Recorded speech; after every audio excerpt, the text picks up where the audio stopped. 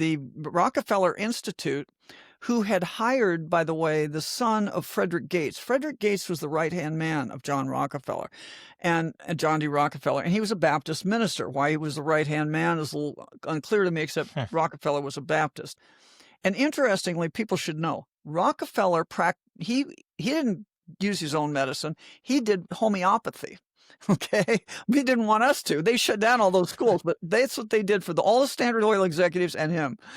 But so they set up the institute, and Frederick Gates was the big cheese to do that. And his son was also Frederick Lamar Gates, I think his name was. He went to Johns Hopkins University, got his MD, and his first job was as a lieutenant in World War I. His lieutenant in the Army was to be a consultant at the Rockefeller Institute. Trust me, that's not the way it works. When you're an intern, when you come out of your medical school, you don't go to that. You go off with troops somewhere. Yeah, I can tell you that for a fact.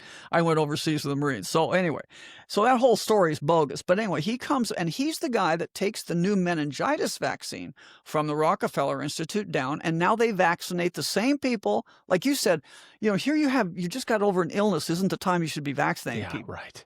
And they always pick on the most vulnerable to vaccinate.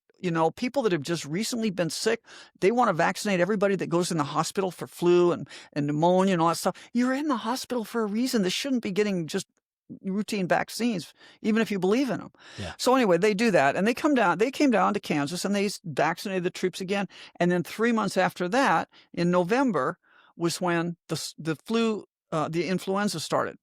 And interestingly, and it was a big spike. I mean, it went up and it went down within almost a month and a half. It was not a long protracted thing because it happens a specific time frame from the vaccine. Okay. Now, when you really look at what happened here, like I say, the pathologist couldn't figure it out. The doctors made several observations. One was that you would expect that the scrawny city kids would be the first to die that wasn't it. It was these big, tough farm boys from, Oklahoma and Iowa and Nebraska and places. The best looking, healthiest specimens among them were the first to go down. And why? Because they didn't have any electrification in those states. The kids from Boston, they had been slowly acclimated to it. So when they stepped into the electromagnetic field of the war preparation, because guess what they were doing down in Fort Riley, Kansas? They were teaching them to be telegram operators. You can't make this up. Wow. So they have the telegraphic school down in Kansas. They start getting telegrapher's disease, which was well described at that point. So they should have known, just like our doctors should have known about some of this stuff. They go down, they start getting sick, and then they're vaccinated, and then they die. That's the chain of events. Now, there was a doctor, McBean. I'm blanking on her first name right now.